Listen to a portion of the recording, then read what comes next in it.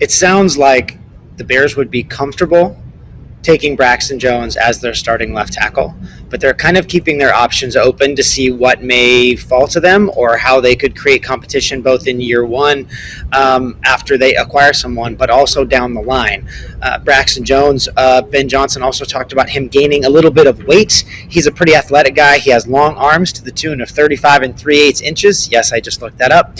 And this is a big athletic dude. He's also in the last year of his rookie contract, and left tackles are not cheap. So in this process, you have to decide, is Braxton Jones the type of player that you're going to pay maybe not top tier left tackle money to, but even medium tier left tackle money is still a lot. So this is a complicated equation here, and it's only kind of muddied even a bit more by the fact that Braxton Jones is recovering from leg/ankle surgery, and he's going to be limited a little bit as the Bears start getting into training camp. So this is a complicated picture here. I think they would be comfortable starting with Braxton Jones as their left tackle, but I don't think that eliminates them looking for a left tackle in the draft or just trying to create competition.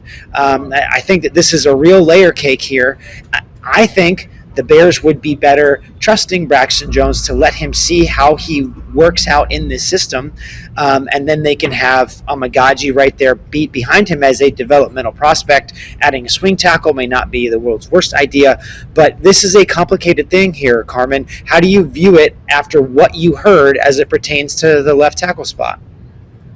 Yeah, there's a lot of moving parts because when you're talking about Braxton Jones putting on weight, you're obviously not talking about him putting on just weight or bad weight. You want him to get stronger. He does have new offensive line coaches. He does have a new offensive coordinator. He does have a new head coach.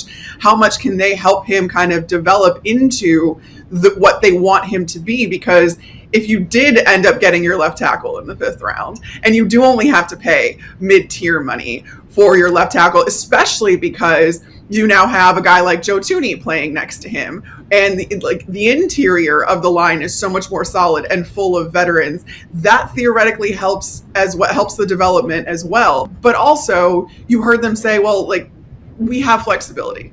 That's the name of the game, I feel like, with this draft. And so if you do have one of those guys that you really love and he happens to be there, it doesn't sound like they're not ruling out taking a guy right then and there as well. And then you can kind of play with, all right, who's the best 5 we have available? Competition kind of breeds elevation as far as how these guys develop and all of that kind of stuff. So I don't think that there's really a bad scenario in this case. I think if you have to ride with Braxton Jones as your left tackle and Karan as kind of your backup or your swing tackle, I don't think that's the worst thing in the world.